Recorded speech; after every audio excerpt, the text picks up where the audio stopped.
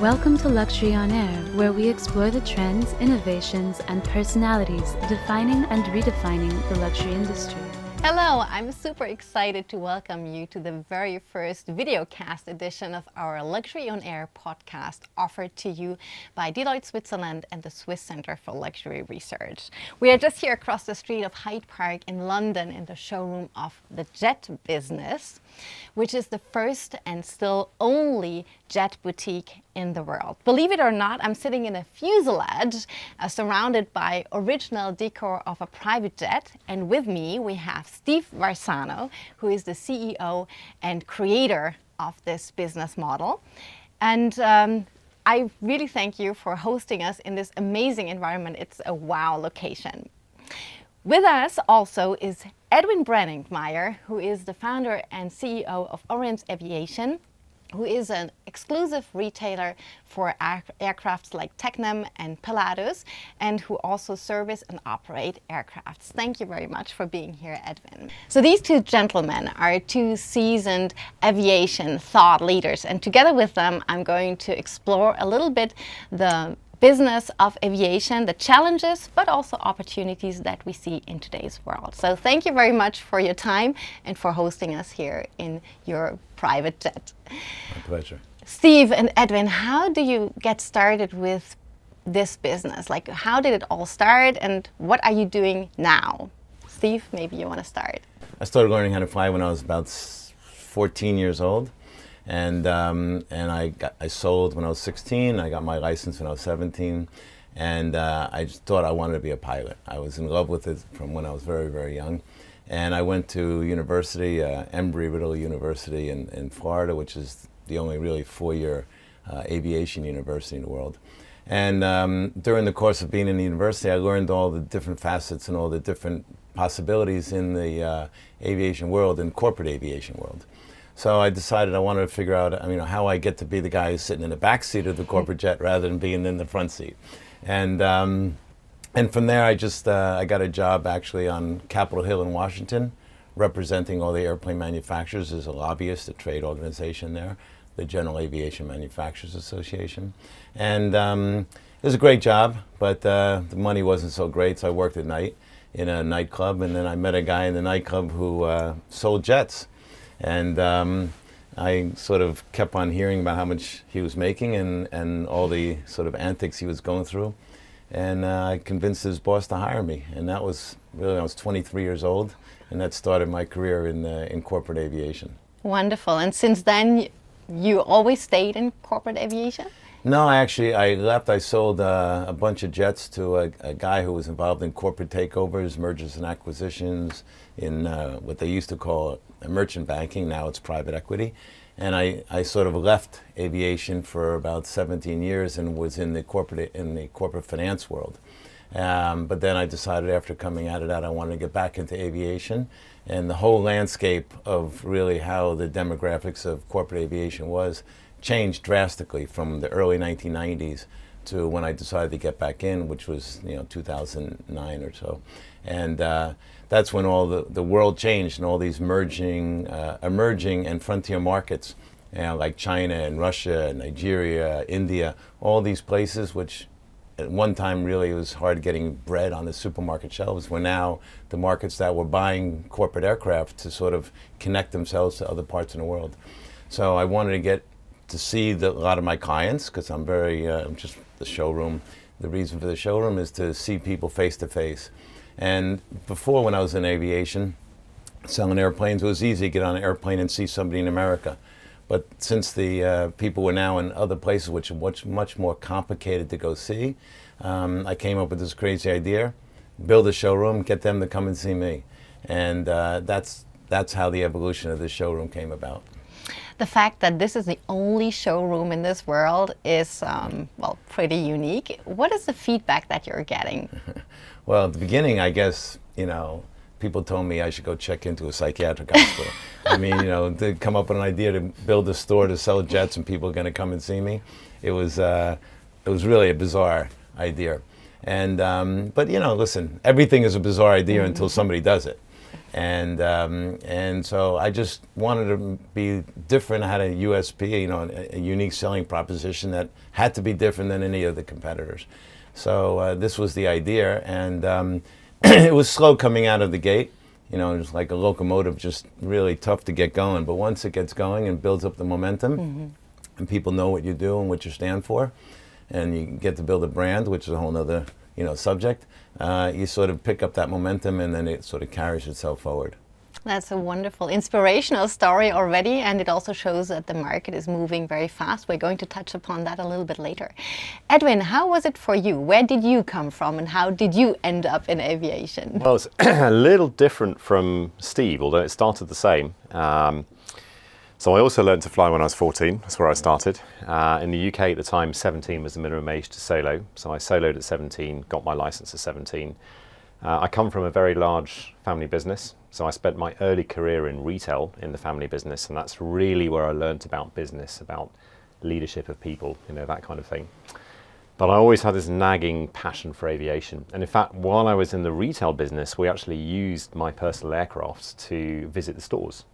So I got frustrated when the European Executive Board, they'd come from Brussels or Düsseldorf, they'd go and visit us in Vienna, and they'd only ever see the Prague stores, because they'd fly from Vienna to Prague, because that's where the airline connection was.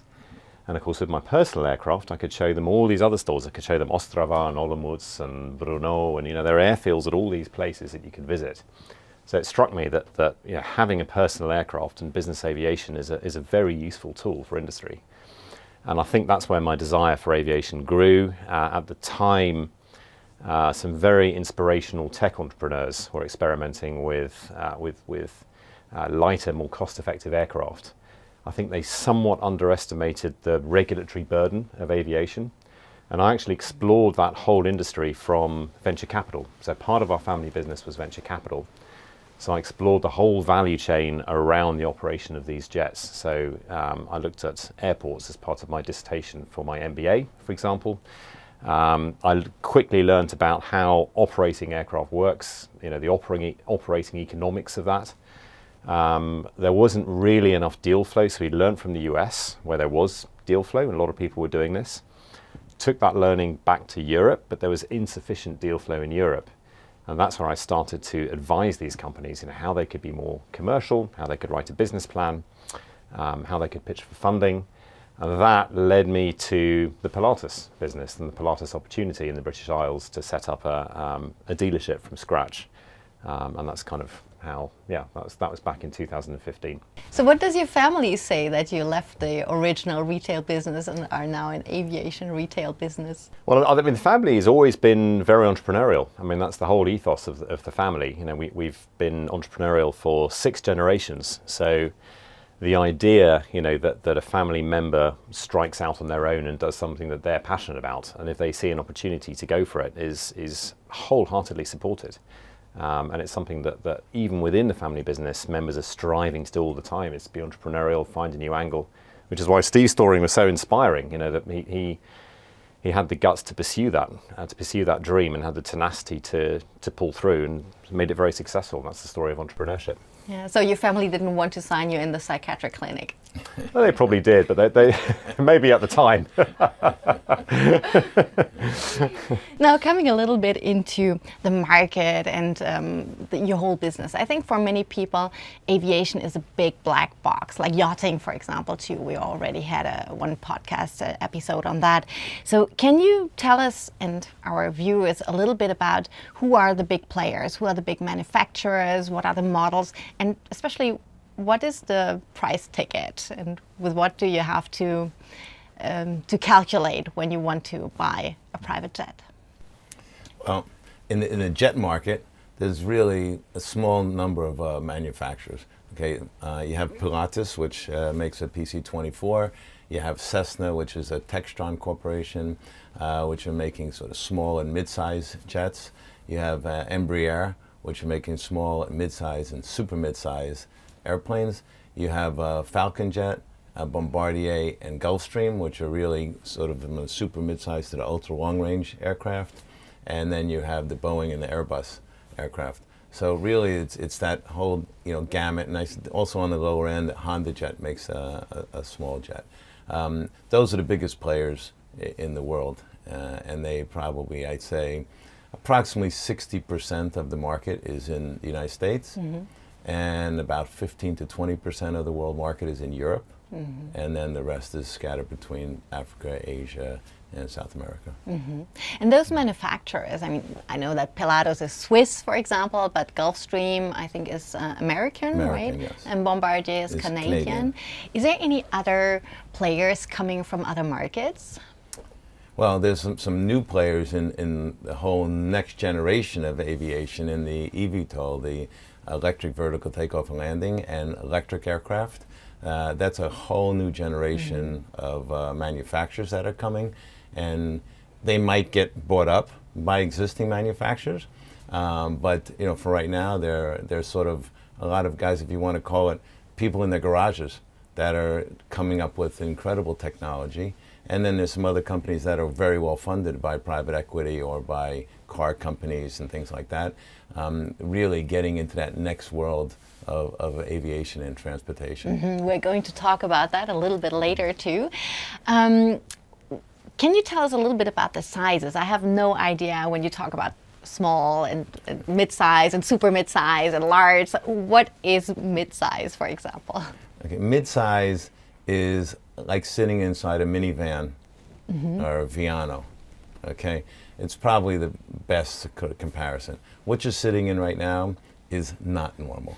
Okay, this is unfortunately the perception of what corporate aviation is, but in fact, out of 24,000 jets in the world, there's probably only about 250 that are like this, and out of the 250, more than half of them are heads of state.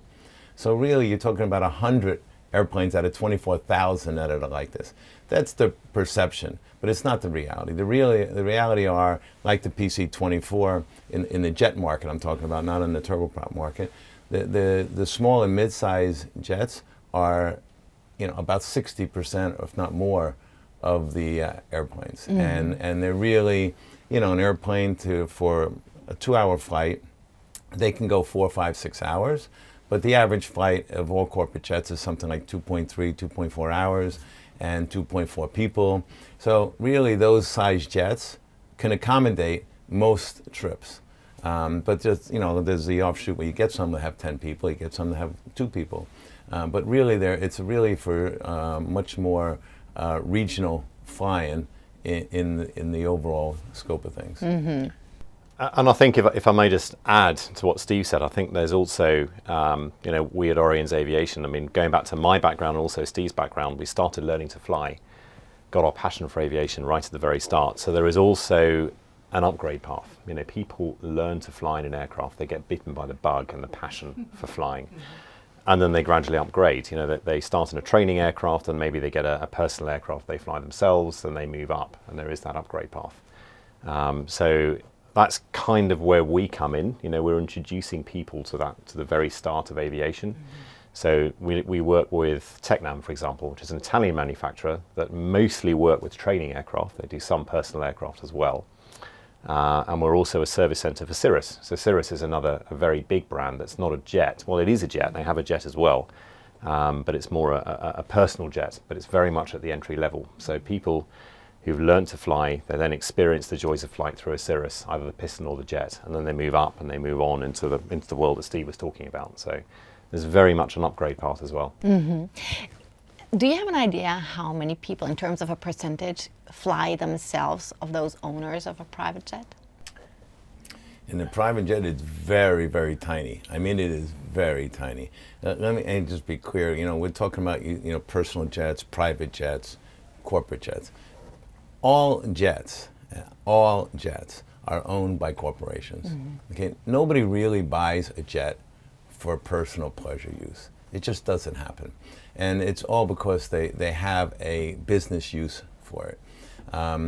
So sometimes when you on the smaller airplanes, the turboprops or things like that, or reciprocating engines, they have a lot more owner pilots.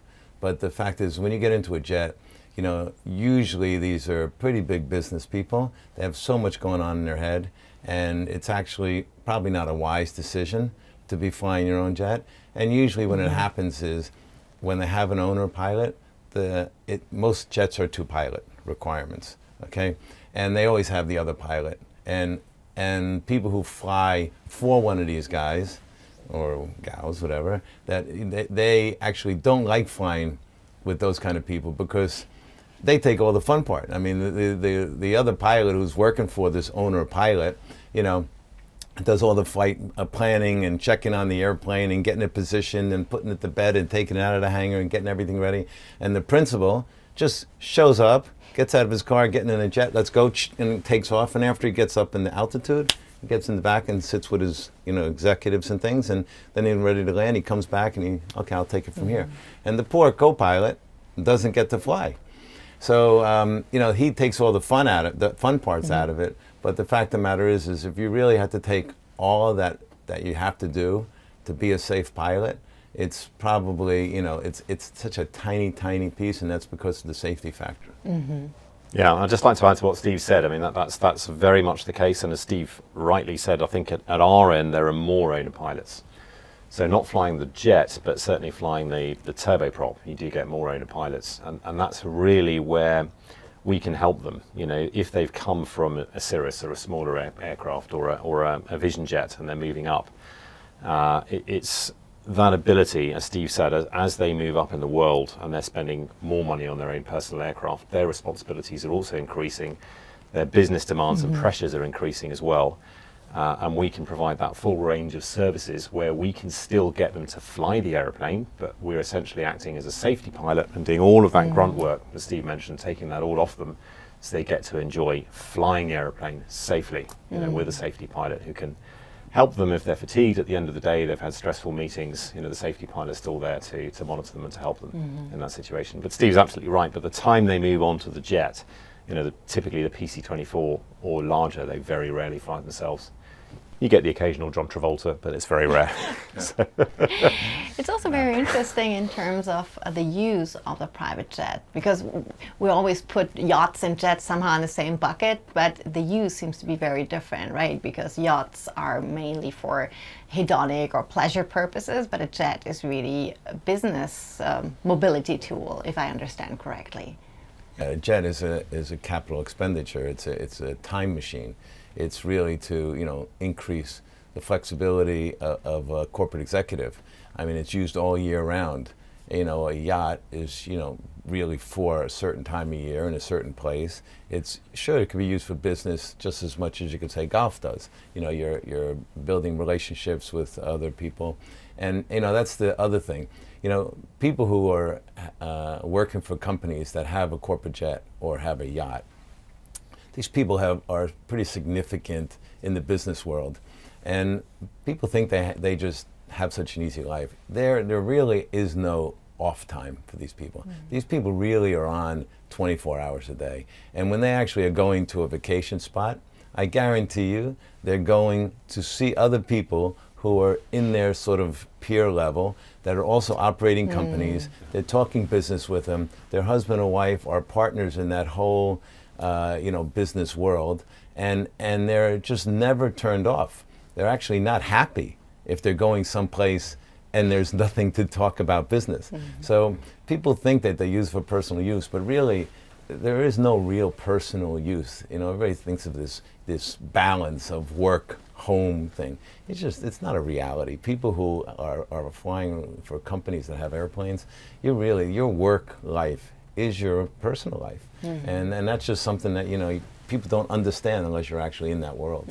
I think Warren Buffett, he started by calling private jets the indefensible, and then he got converted and called them the indispensable because they're such an invaluable business tool.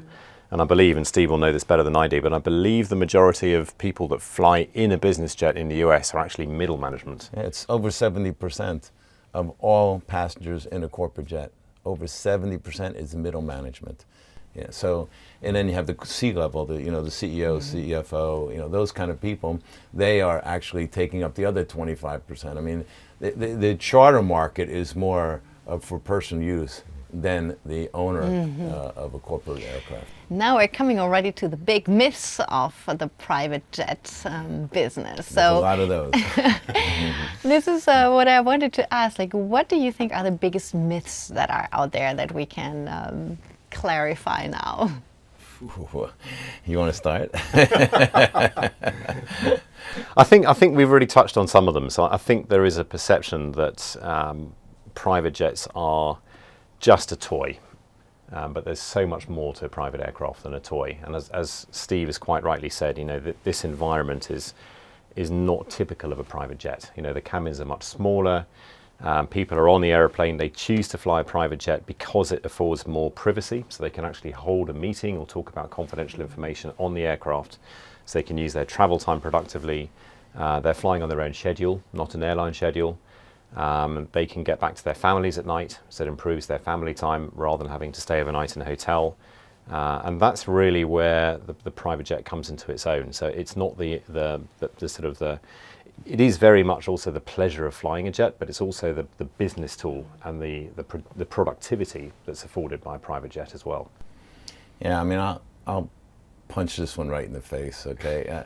This idea that the corporate jets are damaging the environment is something that is really the biggest misnomer and falsehood there is. Our industry has probably done more and is doing more to get sustainability and to get zero emissions than any other form of transportation in the world. They're doing electrification, they're doing carbon offsetting, they're taking carbon CO2 out of the atmosphere. I mean, there's leaps and bounds over any other form of transportation. And the fact of the matter is the corporate aviation is contributing 0.04% of the CO2 issue, which, by the way, the CO2 percentage of the atmosphere is 0.02% of the atmosphere. So if you really, really look at it, the CO2 of corporate jets as a part of the atmosphere is like 0.0008%. It's not a contributing factor. And unfortunately, that's the perception, but it is probably the tiniest of any form of existence, whether it's food, whether it's clothing, whether it's transportation, whether it's anything in the world. Corporate aviation is the least contributor. So, and they're doing the most to even reduce that to the negative, not even zero, to negative. So I think that's the biggest myth.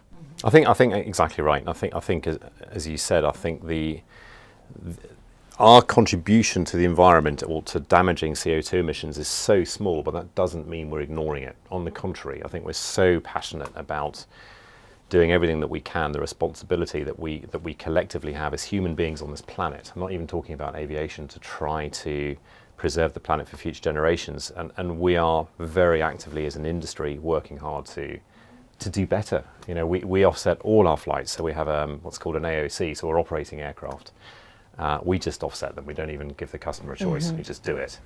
And frankly, also, there is a lot of funding that's now being attracted to innovation. And that's the exciting thing for me as an entrepreneur as well. I think we as a species, human beings on this planet, are very smart. We're very intelligent. We got rid of coal fires in the 1950s when we had smog. I'm an optimist. I think as an entrepreneur you have to be. And I believe that human beings are smart and are resourceful, and we will find a solution. And funding is now being diverted towards this. And I'm personally investing in an electric aviation startup. The regulator is acknowledging this, and they're allowing more flexibility to be innovative and to experiment with new technology at the sub 600 kilo level. So that's where the innovation's happening. To Steve's point, it's very much happening at the lower end, where you can get proof of concept safely and then expand that and scale it to the larger aircraft, and then the whole industry will benefit. So it's an exciting time, I think. I mean, the industry does so much more than it does damage. It's moving, businesses forward. It's employing, millions and millions of people. The world is not going to solve problems like this by going backwards. It's going to solve things by technological advancements and with artificial intelligence, quantum computing, these kind of things. I think nobody really knows how fast or what we're going to discover tomorrow or next week or next month. I mean, everybody thinks in a very linear way. Oh, it's been like this 30 years ago, this is 20 years ago, 10 years ago, this is what we're going to do 10 years from now. The world's not acting like that anymore, and the wealth of information and advancement is just going like a hockey stick, and I don't think people understand that. You can't put down your guard and say, oh, it's going to happen, let's not worry about it. But you know, the world was worrying, I don't know how many times 30, 40 years ago that we would never have enough food to serve everybody in the world, and now more people die because they overeat instead of undereat. So, you know, the world just evolves and adapts, and I'm sure there's going to be so many more advancements that's just going to take this problem off the table. And you just mentioned it in the beginning of our episode today, that when you left the industry and you were coming back, that so many things had already changed. And I would like to transition to another question that I have around that. Just in the past years, where there was so much change in our environment, also pertaining to Corona, for example, what were the biggest changes that you saw in the last, let's say, 5 years? Let's say pre-COVID, during COVID, and since then. Well, I mean, big changes. There was a study pre-COVID, I believe it was McKinsey, who said that 90% of people who could afford to travel privately chose not to pre-COVID. And COVID changed all that. So I think there was a lot of new people came into the industry because of COVID. They wanted the biosecurity that private aviation could afford, you know, rather than sitting in a large airliner sharing the cabin air with lots of other people. So, and I think once people experience private aviation and business aviation, they really learned about the benefits that it can provide. It's not just simply getting from A to B, it's all the other benefits that we've already talked about. So the industry has, strangely, but thank goodness, it really has benefited very much from COVID. It's introduced more people to the industry. Yeah, there's no question. And you know, this term luxury, which is the subject of this, you know, podcast, I think there's two sides of luxury.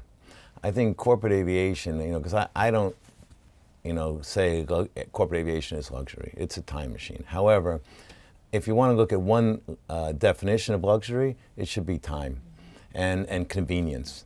And that's where luxury in corporate aviation comes into play. You know, the fact that you get more convenience. And there's the other side of it, which is, you know, the brand, the ego, the status. That's luxury on a different side of the scale. But the true luxury of corporate aviation is having the flexibility, having the convenience, the safety, security. There's so many other things. That's, if you want to put it under a name, luxury, fine, it can be called that. But it's a completely different luxury than most people perceive the definition to be. So we had a customer that actually called his aircraft Marty. That was the registration because of Marty McFly, because it was his time machine. So. That's nice. And I saw also at the entry of your door that there is the saying, time is money, buy yourself a jet. Yes. So now comes the literal $1 million question. How much money do you need to buy a jet? Well, you know, actually, it's not as much as you think. Of course, the sky's the limit. You can spend as much money as you want. It's sort of like, you know, how much does it cost to buy a car? You know, you could buy a car for nothing. You can go in and start making monthly payments and have a car. Corporate jets, they can go anywhere. It depends. New, they're probably, the low end is probably around $4 million up to, you know, 100 million. But pre-owned, you can buy jets for hundreds of thousands of dollars as an older airplane, but the maintenance on them is much higher. So you have to find where's that line that makes sense, where age and reliability and reduced maintenance costs sort of. And really the question is what's your mission? That's really the key thing, and that's one of the things we do here in the jet business and on our video wall and our app. What is your mission? Because again, as I said before, nobody buys a jet, no company buys a jet just to have a jet. You're trying to fulfill a mission. So people need to know how far you got to go, how many people you want to carry, you know, how frequent is your trip, you know, what's the budget? And when you look at all those things, you know, it spits out an answer and says, this is the airplane that fits your needs. And, you know, do you go in a short field? Do you go in a long field? Is it high altitude, low altitude? There's so many different things that get put into the sort of computer and comes out with an answer. I think, you know, if you looked at the average price of a pre-owned jet in the world, it's probably $7 or $8 million. You know, and that's for not an old airplane, but not a new airplane. And like I said, you can go way up or you can go way down. It really depends on what your mission is, and that's so important because it's mission driven. Mm-hmm. So if I could extend your question further, I think the entry to private aviation isn't necessarily buying an airplane. It's usually charter. That's usually where people start. So people get the experience. They may be considering buying a personal aircraft, but they don't know much about private aviation. So the first step is, well, I'm going to Paris this weekend, you know, let me charter an aircraft. And then they get to assess the different missions and the different aircraft, and then they get to learn about the aircraft. And that's typically where people start. And then they move on to fractional ownership once they get to a certain number of hours. That really is the best model. And then after that, if they really fly in the airplane a lot, or their business is flying the aircraft a lot, they then move to buying the airplane outright. And the other benefit, of course, if you're buying an airplane, and let's say you're flying between 200 or 300 hours a year yourself, you can then also offset your costs by chartering the aircraft out. So the customer does have the option as well of reducing his cost base or her cost base or the company's cost base by making that asset productive when they're not using it themselves. So there's all these different options. Mm-hmm. What I also find very interesting is the pre-owned version. I think we normal people, when we think of private jets, we always think it's just the latest in the news, but that there is a whole business of pre-owned and refurbishing those aircrafts and reselling them. So is that something you're doing, like refurbishing aircrafts? We don't refurbish aircraft, so we do sell pre-owned aircraft, but we're very specialised. You know, we focus on the aircraft that we specialise in. I mean, Steve does all of them, so he's got broader experience. But yeah, I think there's a trade-off. I mean, if you're buying a new aircraft, then the entry cost is much higher. You know, it's a much higher dollar amount. But you're benefiting from the aircraft being under warranty. You know, usually benefiting from a maintenance program. So the cost of operating that aircraft is typically a lot lower. And that's something that we've experienced. I'm sure you've experienced this as well. A lot of people, they think, wow, I can buy a really big jet for a surprisingly low sum, but they've got to ask themselves, there's a reason for that. You know, they've got to look at the engines. Most engines are actually on a program, so they would be buying into that program. But typically the cost of you know, you mentioned refurbishing, so bringing the aircraft's avionics up to modern standards can be astronomically high. So it might be all these costs, the maintenance costs that are due, you know, of let's say a pressurized fuselage that's had lots of cycles of being pressurized and depressurized. There's lots more maintenance checks that become due with older aircraft, and that depresses the acquisition cost, but can really inflate the operating costs. Yeah, I mean, like Edwin said, I mean, first of all, I probably tell 25% of the people who talk to me about buying an airplane don't buy an airplane. I actually tell them, you don't need an airplane, you're not using one enough. And you should do exactly what he's saying. You should charter, you should buy a fractional.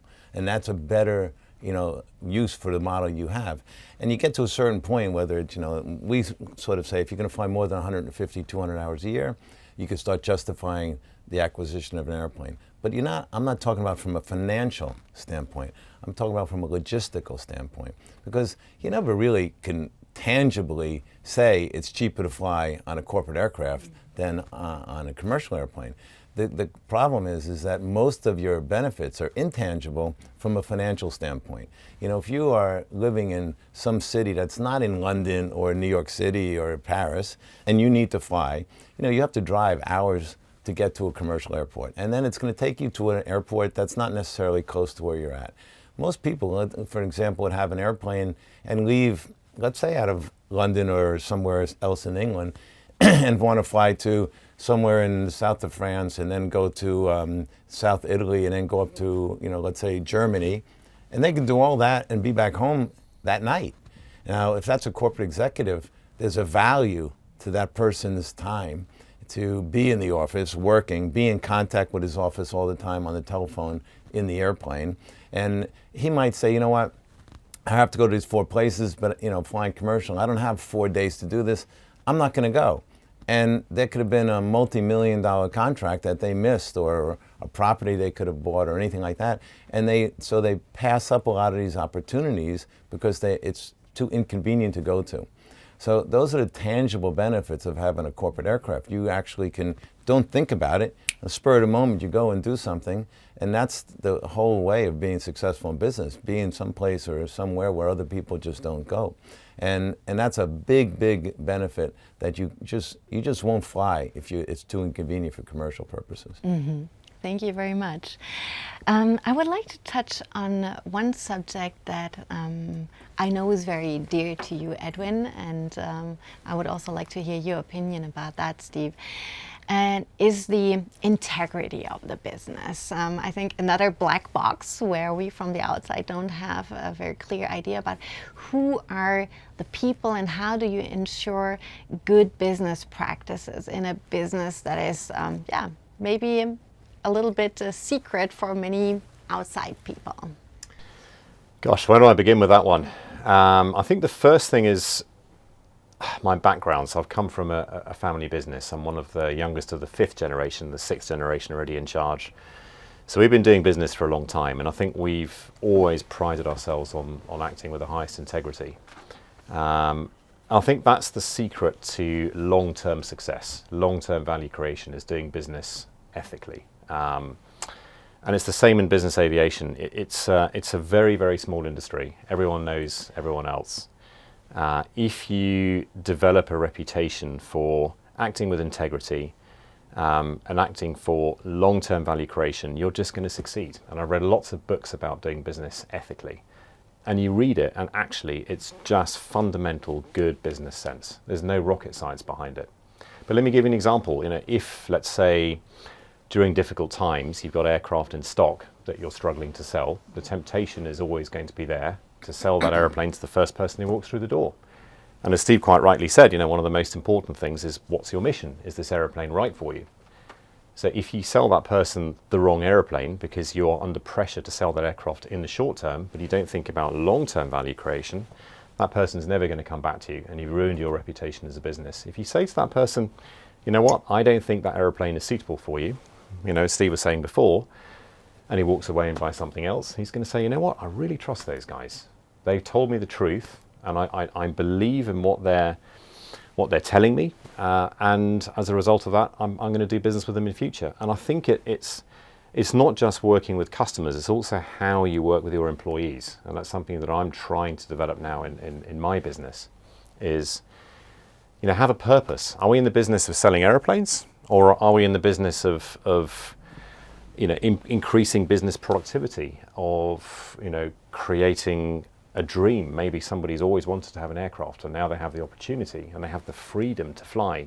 Are we giving people freedom? What are we actually in the business of doing? Is it really just selling airplanes?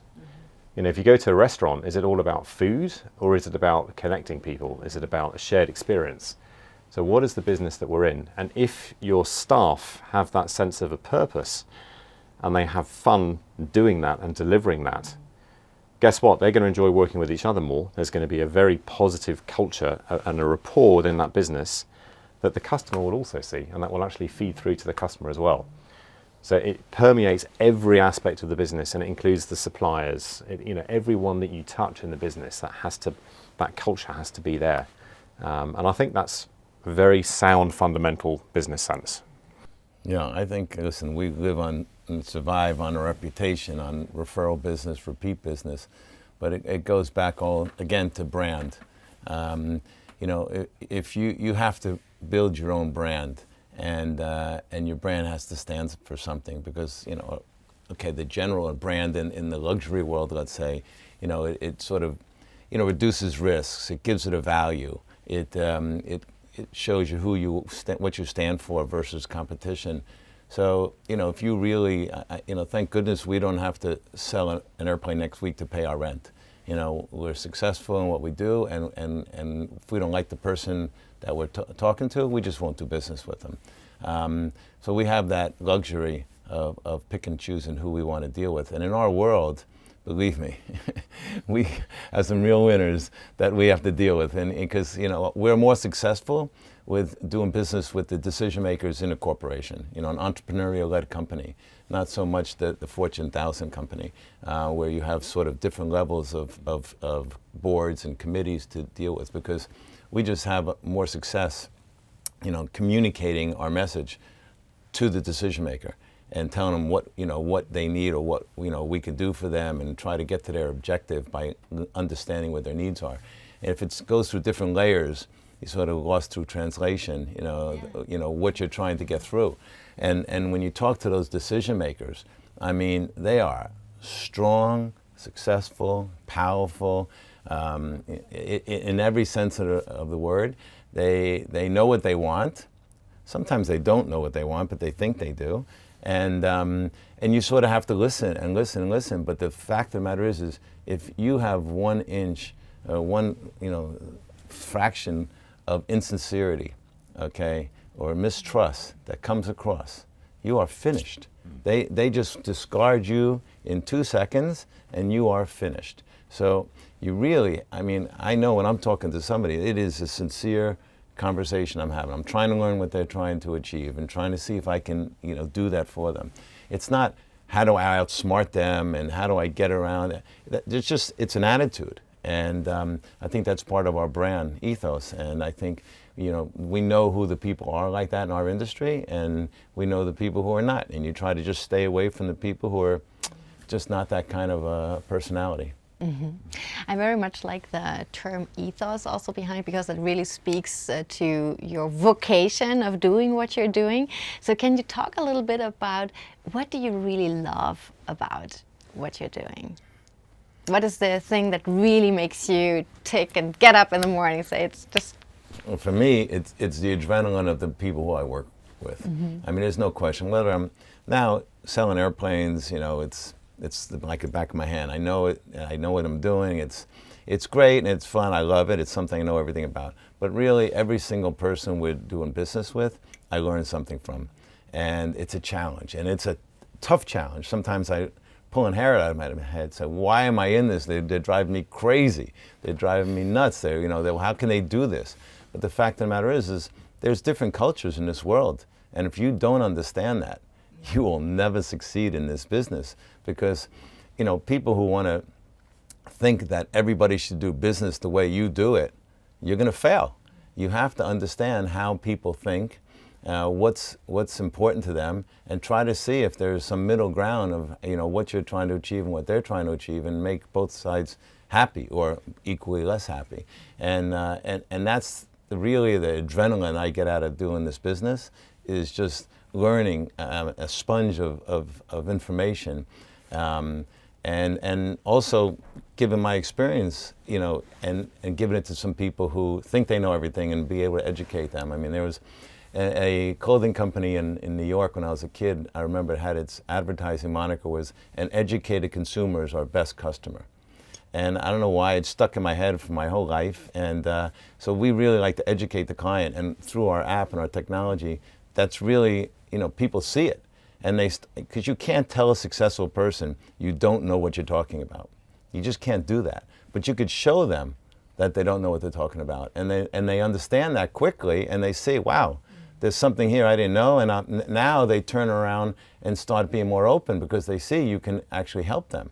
That's the key. That's really the icing on the cake, getting them to appreciate what you're doing for them.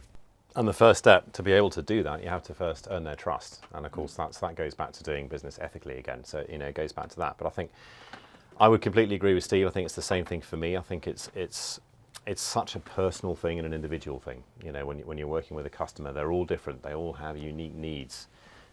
Similar to Steve, we also work with decision makers. We work with entrepreneurs who have their own business.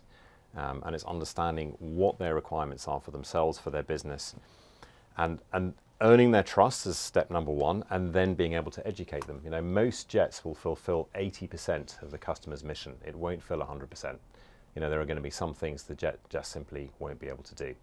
And so there's going to be a little bit of a trade-off, and I think it's sitting down with them, being open and honest with them, earning their trust, educating them, and then delivering a service that's unique to them, to that particular person. It's not the same service for all. It's very tailored, very individual, very specific. And then the real joy comes at the end of that process, when they really get their, deliver value from their aircraft and it exceeds their expectations. I had that experience myself. We both did, flying, and it's that whole beauty of flight and and joy that aviation can bring, and that increase in productivity, that increase in business success, that, you know, that all those things come together. Do you still have time for enjoying the beauty of flying? I do. I'm very, very, very privileged to. I still do a lot of flying. So I do fly for our charter company. So I do fly the line. I tend to do a lot of the demonstration flights myself, because I think it gives credibility to our business if the owner and CEO of the business flies the aeroplane him or herself. So I do the demonstration flights, and that builds the rapport with the customer. So you get to meet the customer, you get to understand them, you've got to be very attentive and listen to what their needs are. So yes, I fly the aeroplane myself for demos. I do charter flying, and I also do a lot of personal flying outside of business as well. A lot of different types of aircraft. So I'm an addict. Yeah, unfortunately, I don't get to fly anymore. But I fly in all the corporate jets all the time, or the turboprops, and I love that. And I'm always find myself, you know, going up to the cockpit and talking with the crew and watching what's going on, and again absorbing more what's happening up there and learning what's happening up in the cockpit. So it's something I definitely still in touch with and love. But unfortunately, I know my limitations. If I was sitting there trying to fly an airplane today, you know, I'd be on my phone answering some message, and I forget to put the landing gear down or some crazy thing. My brain is on, you know, too occupied, and I just know the limitations. I get myself in trouble. Would you say there is something like a private aviation lifestyle? I don't know. I think I'm fortunate enough. I think that, you know, a lot of our social circles, you know, are people who use corporate aviation, and so, you know, the places we normally go on holiday are usually places where a lot of these people are. And so again, as I was saying at the beginning of this conversation, you know, I'm never really on vacation. Even if I'm on vacation, I'm out networking, I'm talking business. But that to me is fun. You know, that's part of, you know, again, my ethos, my work, you know, sort of my idea of work. And I've been doing it. I've been working since I'm 7 years old, sweeping floors in a restaurant and a beauty salon.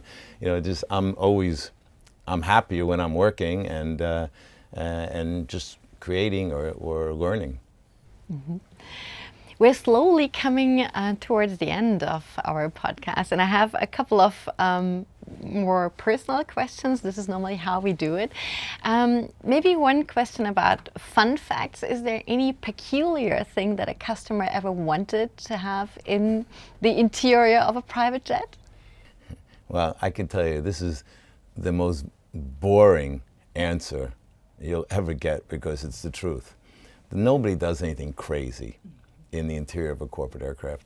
It's you know, everybody asks this question, but the fact of the matter is it is a piece of transportation. It's like saying, you know, what do you do to the inside of your car? Okay, it's not anything I'm not saying nobody ever has done it, but you're in this tube for many, many hours. It's not like you're in a house where you make one room special or a different piece of art up there. You're in a tube. There's no place of decoration in there. It's just, you know, there's some windows and a shell. And unless you're on one of these kind of Airbus or Boeings, I mean, it's not a luxury kind of idea. It is transportation, and it's getting from A to B, and it's the most boring answer I know you're expecting, but that's the truth of the fact. That was another myth we had to uncover. It's another myth, yeah. So yes, I agree. In fact, we almost advise our customers not to spec their airplane because one thing we're very proud of with our products is the residual value. So our aircraft have the you know, some of the best residual values in the industry and in the markets. We're very proud of that, and we say to our customers, well, just think about that. So if you're going to spec a very garish interior or a very striking paint scheme, which some customers do, and they like it, but it might impact the residual value of your aircraft when it comes to sell the airplane. So it's just something to bear in mind. So it's a bit of a joke between ourselves and Pilatus. Most of our customers tend to spec, or a lot of our customers tend to spec the outside of the aeroplane in a sort of metallic blue with silver. So Pilatus say, oh, you can tell it's an Oriens aeroplane because it's blue and silver. Yeah, the outside's different. Yeah. Well, the outside you can be a little more creative, but the fact is you know, the inside. And then most people want, you know, their privacy anyway. And if you make it too obvious, then, you know, you're not blending in. You're making it a little bit more stand out. So you can't have your cake and eat it too. And can you share any of your craziest stories that you ever had in your career in this business? Oh gosh. Have you got one? Well, you definitely got one, so I know you got a few. So. I mean, you know, my very first jet I ever sold, that's the old time one where actually I was, you know, on the delivery flight with two representatives of the buyer, and they wanted me to pay them a fee. And I was trying to argue with them, but they were South American, and we were flying to Miami, and they said, well, you know, you're going to come with us to our country, and you know, we'll get it all settled up. I'm like, you're crazy. I said, I'm getting out of Miami, and this deal's over.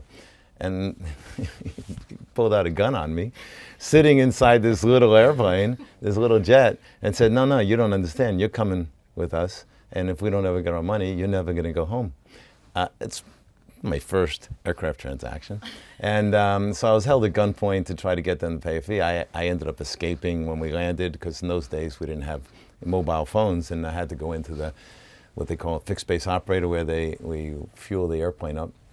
And I actually escaped from these guys, but I was shaking in my pants for the next month while they would come after me. But that was the first aircraft transaction I ever did, and why I stayed in the business after that, I'll never know, but here I am. So, I was just about to say, you really need to love your job. Wow. Yeah. I can't top that story. I really can't. But I mean, I think it was probably the first or the second aircraft we sold. So I just set up my business. You know, we're a new startup, you know, desperate to make this work. And of course, if you've just started a company, you tend to be all things, you know, to all people, and you're very thinly spread. And we had an aircraft delivery, which coincided with the Goodwood Festival of Speed.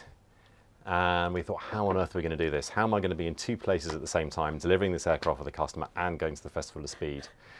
So we decided to invite the customer to Goodwood. We said, hey, you know, fancy coming to Goodwood? We've got a little surprise for you. And we delivered his aeroplane at Goodwood. That solved the problem. The customer was completely amazed.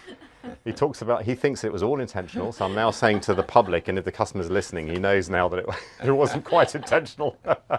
So confession time, but it worked out beautifully. So yeah, that's my story. I like yours better. I wasn't held against Two very smart entrepreneurs. Maybe to end up this podcast, what would be your recommendation for anyone who has entrepreneurial mission and who is new in a business? What is your learning after your many years as an entrepreneur?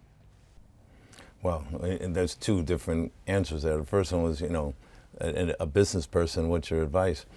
My main advice would be stop apologizing for your success. Buy a jet. Okay, that's from an existing business person. But from an entrepreneurial, if you're starting up a business, I mean, listen, you have to really, really love what you do. That you just have to live, you know, breathe, eat that subject, that whole thing. And you just have to have an attitude that no matter what happens, no matter how bad it gets, I have to stick with it and stick to it. It's entrepreneurship is the loneliest job in the world, and it has some real lows. Okay, everybody sees, you know, the kid who gets an app and the next day he's got $1 billion. That's not reality. And there's just so many down times, and you can't really share it with a lot of people if you're a true entrepreneur. So you just have to be ready for it. It has so many gratifications. It's just, you know, everybody loves feeling good about doing something themselves. And that's the whole key to being an entrepreneur, really thinking, wow, I created this. It was me. I did it. It just, everybody likes to feel good about themselves. But you just have to be ready for that down time, and there's a lot of them. So you got to just keep going, because guaranteed tomorrow is going to be better than today. Yeah, so following on from what Steve said, I think, you know, clearly I'm an addict. You know, I love flying, so I'm very, very passionate about it. So I would like to encourage more young people to come into this industry, because it is a really cool industry. It really is. I mean, it's you know, I've been very privileged to been in this industry for a long time, and I think that, you know, what Steve said as well. I think have a purpose, find that niche. You know, what's the niche? What is the problem you're trying to solve? using aviation. If you have that purpose, that'll get you through the difficult times. Have that purpose, remember the good moments, the joy of the customer when he got his aeroplane in Goodwood, and he's seeing the success of his aircraft and his business transformed by using his aircraft, and that gets you through the difficult times. I really think that's the key, and I think honestly now is a very exciting time to enter the aviation industry for all the reasons we've touched on before. There is so much innovation happening, there's so much technology happening, there's a real drive to make the industry more sustainable, to improve what we're delivering and make it greener, make it more environmentally friendly. And I think that's something that resonates with a lot of people who potentially might be entering this industry. Make it happen. Enter the industry. That could be your purpose. And it's an exciting time. There's funding available now for this. Follow the dream, go for it. Have the tenacity, that Steve has to do something different and go for it and pursue that dream. Thank you. These were very inspirational final words. Thank you so much for this fascinating conversation. I personally learned a lot. I hope our viewers and listeners too. And I'll let you both take you off to the next business appointments in your busy schedules. Thank you so much. Thank you. Thank you Thanks very very much. Appreciate it. Thank you for listening to Luxury on Air with Karine Sagari and Felicitas Morhart. This podcast is provided to you by Deloitte Switzerland and the Swiss Center for Luxury Research. If you've enjoyed this episode, you can leave us a 5-star review. If you're keen to stay up to date on what's trending in the luxury industry, don't forget to subscribe.